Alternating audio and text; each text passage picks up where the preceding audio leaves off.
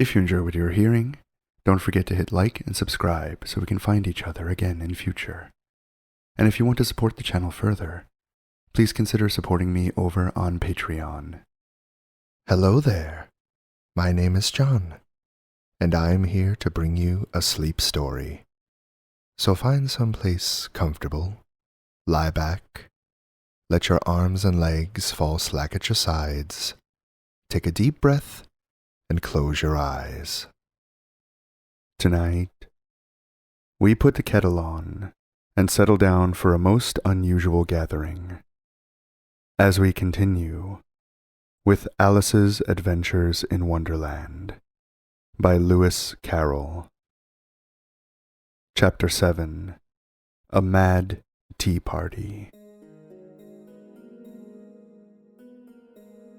There was a table set out under a tree in front of the house, and the March Hare and the Hatter were having tea at it.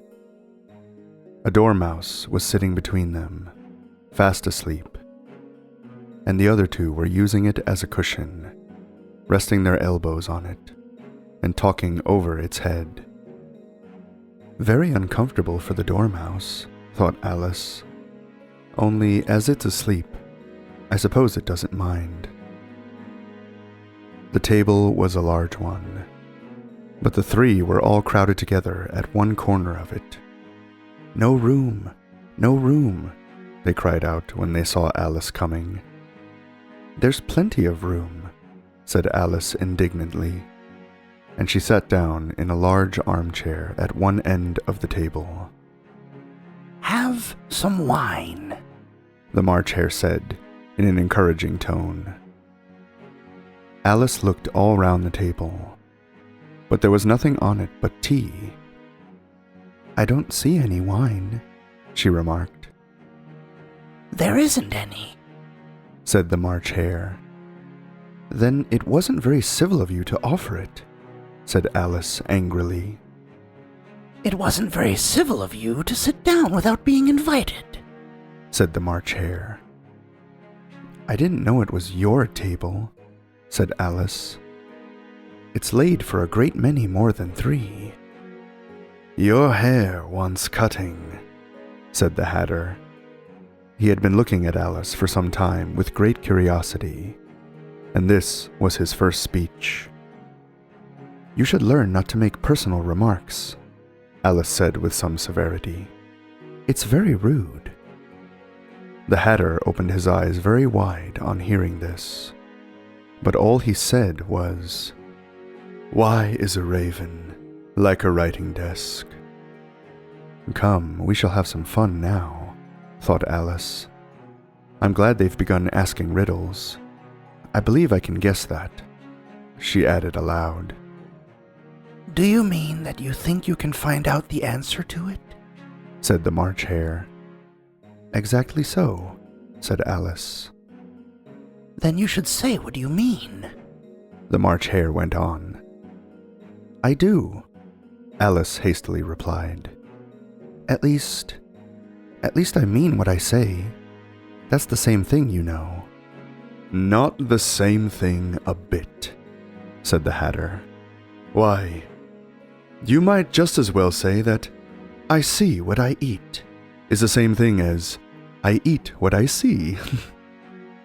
"You might just as well say," added the March Hare, "that I like what I get is the same thing as I get what I like." "You might just as well say," added the Dormouse, which seemed to be talking in its sleep, "that I breathe when I sleep is the same thing as I sleep when I breathe."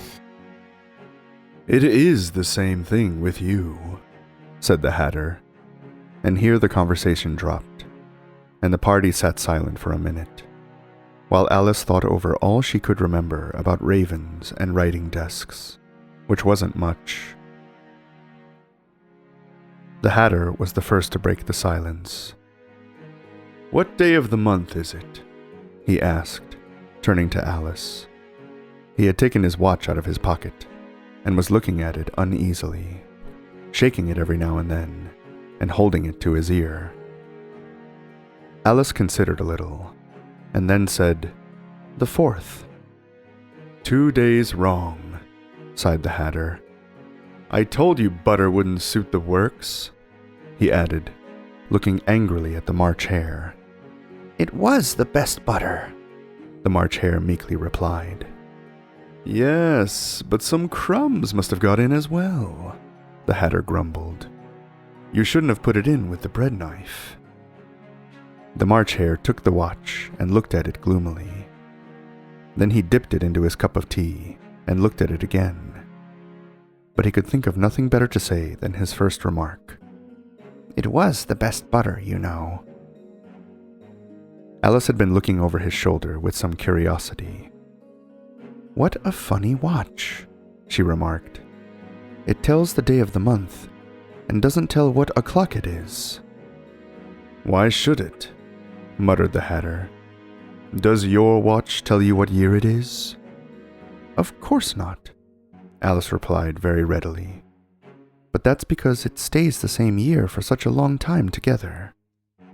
"Which is just the case with mine," said the Hatter.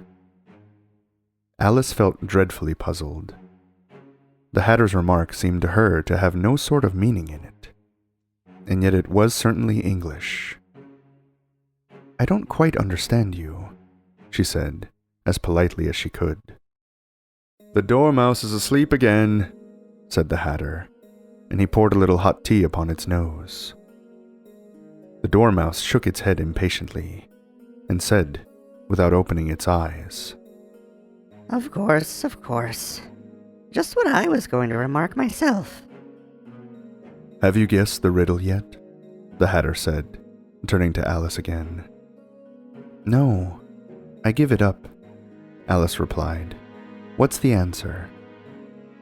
"I haven't the slightest idea," said the Hatter. Nor I, said the March Hare. Alice sighed wearily. "I think you might do something better with the time," she said, "than wasting it in asking riddles that have no answers." "If you knew time as well as I do," said the Hatter, "you wouldn't talk about wasting it. It's him." "I don't know what you mean," said Alice. "Of course you don't," the Hatter said, tossing his head contemptuously. "I dare say you never even spoke to time." "Perhaps not," Alice cautiously replied. "But I know I have to beat time when I learn music." "Ah, that accounts for it," said the Hatter. "He won't stand beating.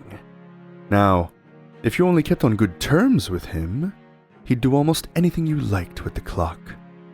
For instance, suppose it were 9 o'clock in the morning, just time to begin lessons.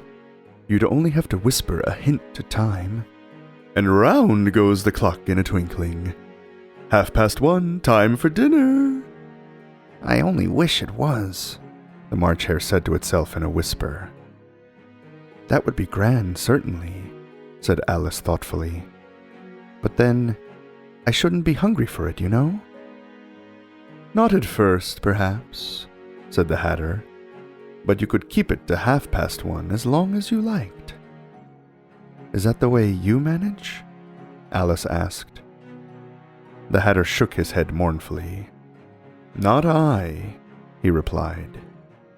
"We quarreled last March just before he went mad, you know," pointing with his teaspoon at the March Hare.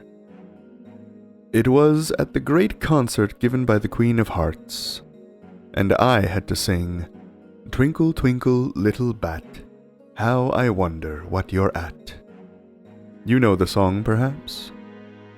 "I've heard something like it," said Alice. "It goes on, you know," the Hatter continued, "in this way. Up above the world you fly, like a tea tray in the sky. Twinkle, twinkle." Here the Dormouse shook itself and began singing in its sleep. "Twinkle, twinkle, twinkle, twinkle." And went on so long that they had to pinch it to make it stop. "Well, I'd hardly finished the first verse," said the Hatter, when the Queen bawled out, "He's murdering the time! Off with his head!" "How dreadfully savage!" exclaimed Alice. "And ever since that," the Hatter went on in a mournful tone, "he won't do a thing I ask. It's always 6 o'clock now." A bright idea came into Alice's head. "Is that the reason so many tea things are put out here?" she asked. "Yes, that's it," said the Hatter with a sigh. "It's always tea time, and we've no time to wash the things between whiles." "Then you keep moving round, I suppose," said Alice. "Exactly so," said the Hatter, "as the things get used up." "But what happens when you come to the beginning again?" Alice ventured to ask. "Suppose we change the subject," the March Hare interrupted, yawning. "I'm getting tired of this. I vote the young lady tells us a story." "I'm afraid I don't know one," said Alice, rather alarmed at the proposal. "Then the Dormouse shall," they both cried. "Wake up, Dormouse." And they pinched it on both sides at once. The Dormouse slowly opened its eyes. I wasn't asleep. It said in a hoarse, feeble voice. I heard every word you fellows were saying. "Tell us a story," said the March Hare. "Yes, please do," pleaded Alice. "And be quick about it," added the Hatter, "or you'll be asleep again before it's done." Once upon a time there were 3 little sisters, the Dormouse began in a great hurry. And their names were Elsie, Lacey, and Tilly, and they lived at the bottom of a well. "What did they live on?" said Alice, who always took a great interest in questions of eating and drinking. They lived on treacle, said the Dormouse, after thinking a minute or two. "They couldn't have done that, you know," Alice gently remarked. "They'd have been ill." So they were. Said the Dormouse. Very ill. Alice tried a little to fancy to herself what such an extraordinary way of living would be like, but it puzzled her too much. So she went on. "But why did they live at the bottom of a well?" "Take some more tea," the March Hare said to Alice, very earnestly.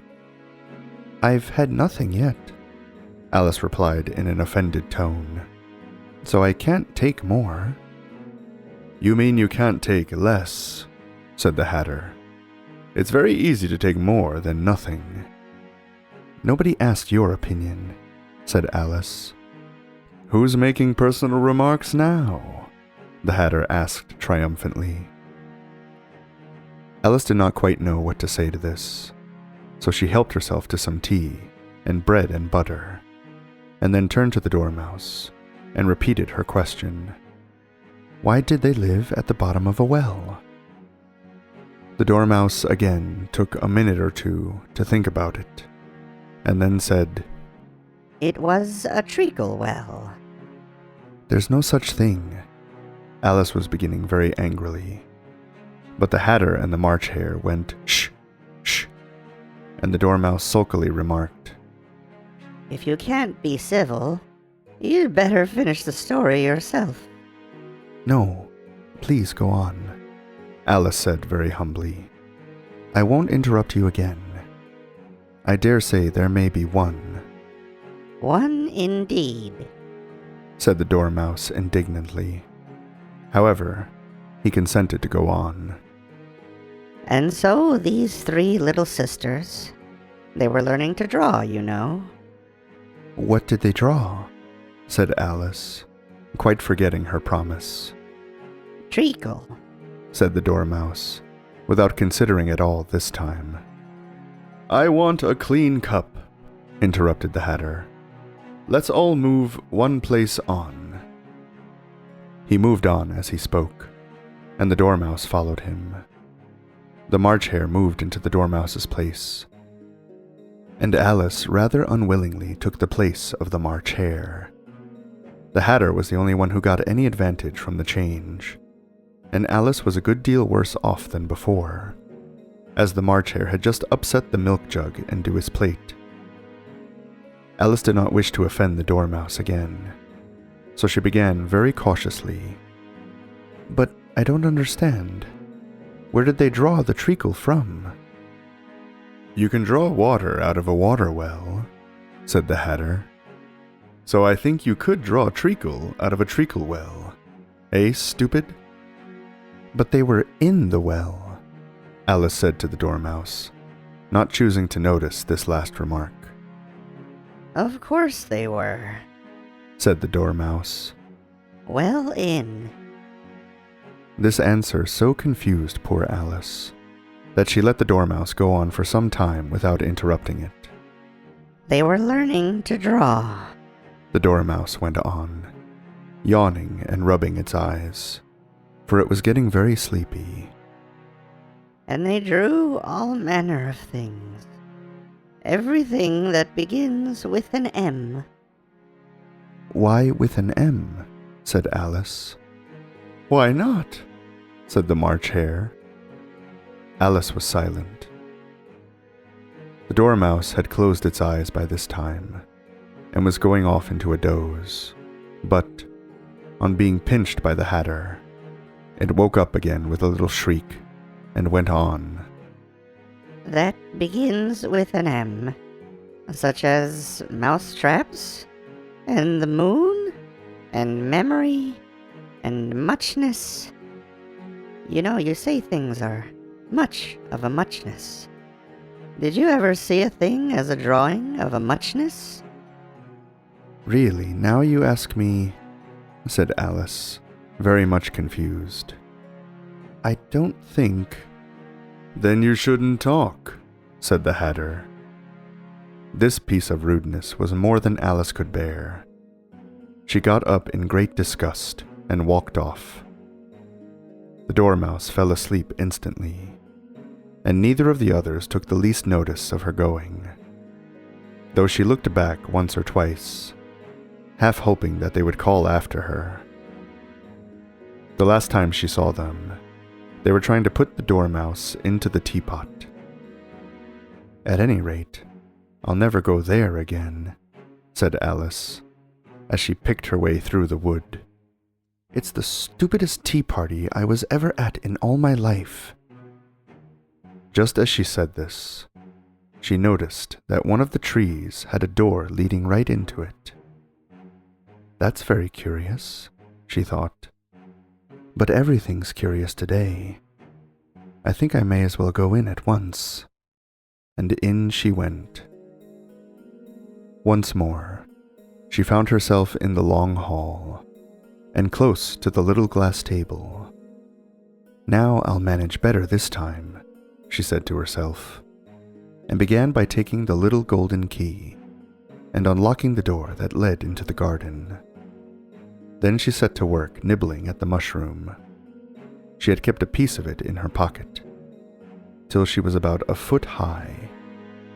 Then she walked down the little passage, and then she found herself at last in the beautiful garden, among the bright flower beds and the cool fountains. Chapter 8. The Queen's Croquet Ground. A large rose tree stood near the entrance of the garden. The roses growing on it were white, but there were 3 gardeners at it, busily painting them red. Alice thought this a very curious thing, and she went nearer to watch them. And just as she came up to them, she heard one of them say, "Look out now, 5. Don't go splashing paint over me like that." "I couldn't help it," said 5 in a sulky tone. 7 jogged my elbow. On which 7 looked up and said, "That's right, 5.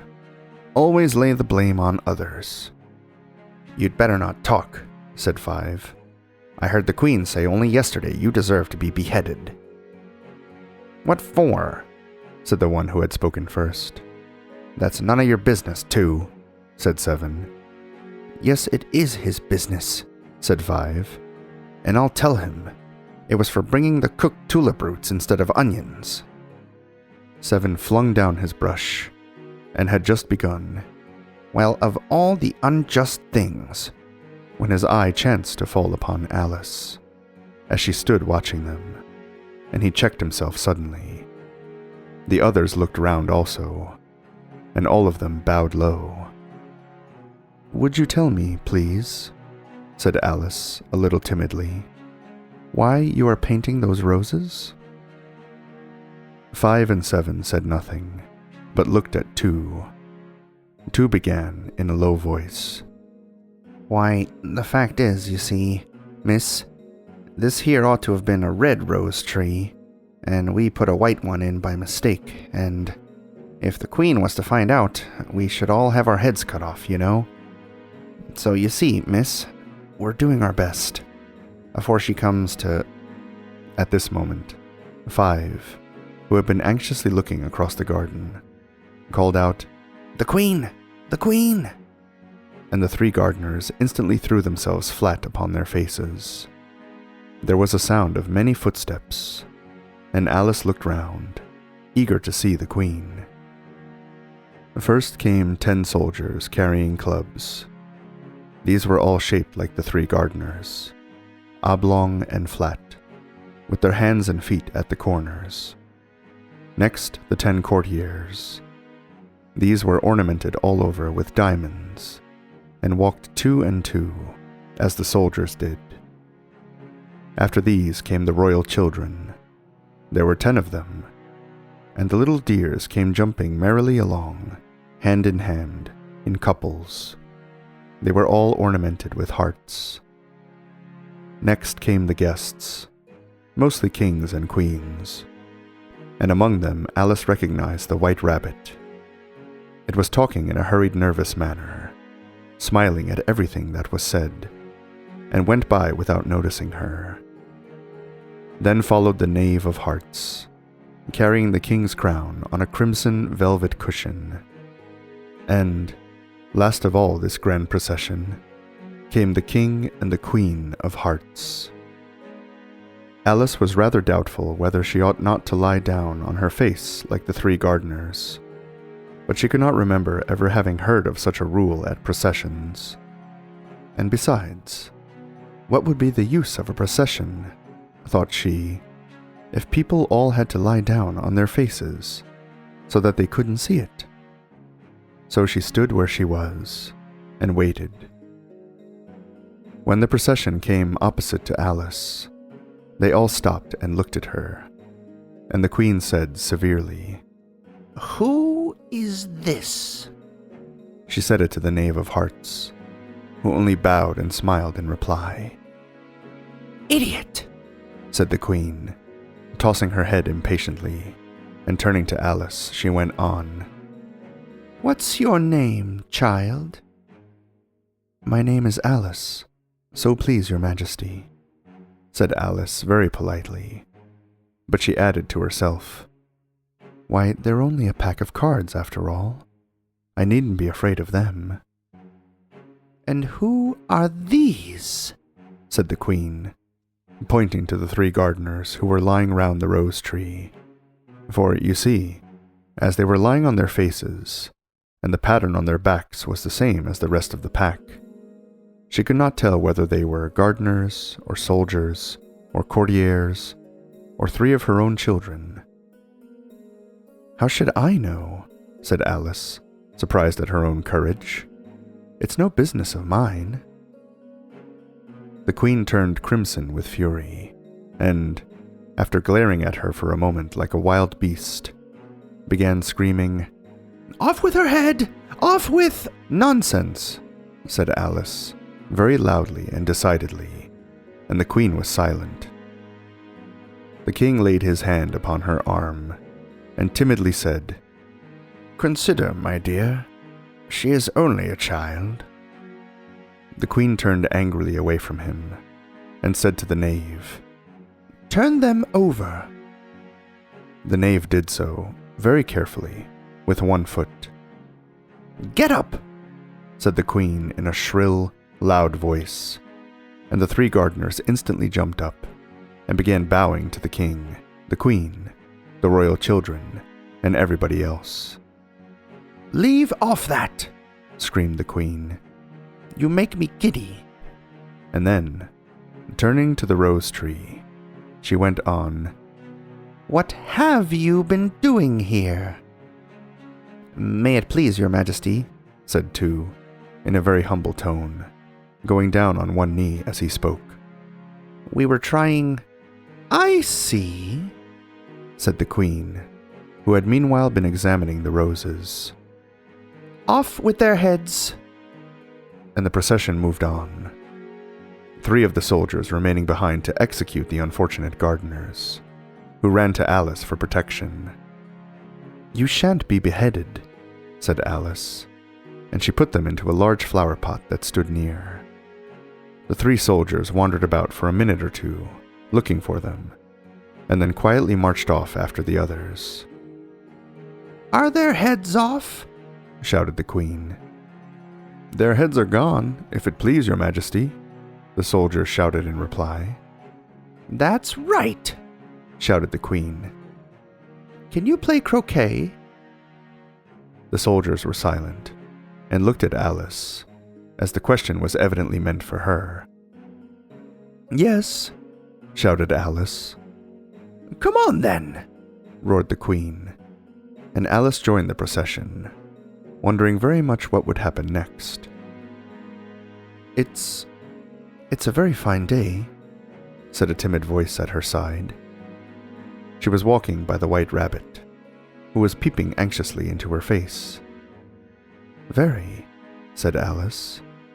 Where's the Duchess? Hush, hush, said the rabbit, in a low, hurried tone.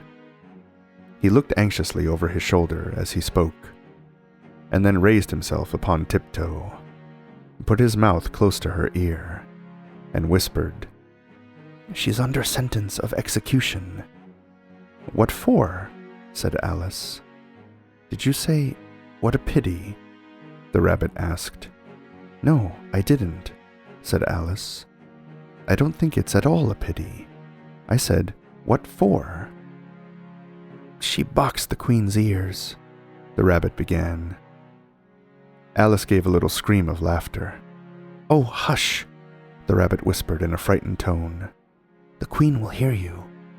You see, she came rather late, and the queen said, Get to your places, shouted the queen in a voice of thunder, and people began running about in all directions, and tumbling up against each other. However, they got settled down in a minute or 2, and the game began. Alice thought she had never seen such a curious croquet ground in her life. It was all ridges and furrows. The croquet balls were live hedgehogs, and the mallets live flamingos. And the soldiers had to double themselves up and stand on their hands and feet to make the arches. The chief difficulty Alice found at first was in managing her flamingo. She succeeded in getting its body tucked away comfortably enough under her arm, with its legs hanging down. But generally, just as she had got its neck nicely straightened out, and was going to give the hedgehog a blow with its head, it would twist itself round and look up in her face, with such a puzzled expression that she could not help bursting out laughing. And, when she had got its head down, and was going to begin again, it was very provoking to find that the hedgehog had unrolled itself, and was in the act of crawling away. Besides all this, there was generally a ridge or a furrow in the way wherever she wanted to send the hedgehog to, and, as the doubled-up soldiers were always getting up and walking off to other parts of the ground, Alice soon came to the conclusion that it was a very difficult game indeed. The players all played at once, without waiting for turns, quarreling all the while, and fighting for the hedgehogs. And in a very short time the queen was in a furious passion, and went stamping about, and shouting off with his head, or off with her head, about once a minute. Alice began to feel very uneasy. To be sure, she had not as yet had any dispute with the Queen, but she knew that it might happen any minute. And then, thought she, what would become of me? They're dreadfully fond of beheading people here. The great wonder is that there's anyone left alive. She was looking about for some way of escape, and wondering whether she could get away without being seen, when she noticed a curious appearance in the air. It puzzled her very much at first, but after watching it a minute or two, she made it out to be a grin, and she said to herself, "It's the Cheshire Cat. Now I shall have somebody to talk to." "How are you getting on?" said the cat, as soon as there was mouth enough for it to speak with. Alice waited till the eyes appeared, and then nodded. It's no use speaking to it, she thought, till its ears have come, or at least one of them. In another minute, the whole head appeared, and then Alice put down her flamingo and began an account of the game, feeling very glad she had someone to listen to her. The cat seemed to think that there was enough of it now in sight, and no more of it appeared. "I don't think they play at all fairly," Alice began, in rather a complaining tone. "And they all quarrel so dreadfully one can't hear oneself speak, and they don't seem to have any rules in particular. At least, if there are, nobody attends to them, and you've no idea how confusing it is, all the things being alive. For instance, there's the arch I've got to go through next, walking about at the other end of the ground. And I should have croqueted the Queen's hedgehog just now, only it ran away when it saw mine coming." "How do you like the Queen?" said the cat in a low voice. "Not at all," said Alice.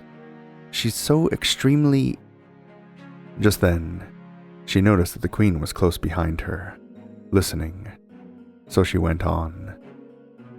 "Likely to win, that it's hardly worth while finishing the game." The Queen smiled and passed on. "Who are you talking to?" said the King, coming up to Alice and looking at the cat's head with great curiosity. "It's a friend of mine, a Cheshire Cat," said Alice. "Allow me to introduce it." "I don't like the look of it at all," said the King. "However, it may kiss my hand if it likes." "I'd rather not," the cat remarked. "Don't be impertinent," said the King, "and don't look at me like that." He got behind Alice as he spoke. "A cat may look at a king," said Alice. "I've read that in some book, but I don't remember where." "Well, it must be removed," said the King very decidedly, and he called to the Queen, who was passing at the moment. "My dear, I wish you would have this cat removed." The Queen had only one way of settling all difficulties, great or small. "Off with his head," she said without even looking round. "I'll fetch the executioner myself," said the King eagerly, and he hurried off. Alice thought she might as well go back and see how the game was going on, as she heard the Queen's voice in the distance, screaming with passion. She had already heard her sentence 3 of the players to be executed for having missed their turns, and she did not like the look of things at all, as the game was in such confusion that she never knew whether it was her turn or not, so she went off in search of her hedgehog. The hedgehog was engaged in a fight with another hedgehog, which seemed to Alice an excellent opportunity for croqueting one of them with the other. The only difficulty was that her flamingo was gone across to the other side of the garden, where Alice could see it trying in a helpless sort of way to fly up into a tree. By the time she had caught the flamingo and brought it back, the fight was over, and both the hedgehogs were out of sight. But it doesn't matter much, thought Alice, as all the arches are gone from this side of the ground. So she tucked it away under her arm, that it might not escape again, and went back to have a little more conversation with her friend. When she got back to the Cheshire Cat, she was surprised to find quite a large crowd collected round it. There was a dispute going on between the executioner, the king, and the queen, who were all talking at once, while all the rest were quite silent and looked very uncomfortable. The moment Alice appeared, she was appealed to by all three to settle the question, and they repeated their arguments to her, though, as they all spoke at once, she found it very hard to make out exactly what they said. The executioner's argument was that you couldn't cut off a head unless there was a body to cut it off from, that he had never had to do such a thing before, and he wasn't going to begin at his time of life. The king's argument was that anything that had a head could be beheaded, and that you weren't to talk nonsense. The queen's argument was that if something wasn't done about it in less than no time, she'd have everybody executed, all round. It was this last remark that had made the whole party look so grave and anxious. Alice could think of nothing else to say but, "It belongs to the Duchess. You'd better ask her about it." "She's in prison," the queen said to the executioner. "Fetch her here." And the executioner went off like an arrow. The cat's head began fading away the moment he was gone, and by the time he had come back with the Duchess, it had entirely disappeared. So the king and the executioner ran wildly up and down looking for it, while the rest of the party went back to the game.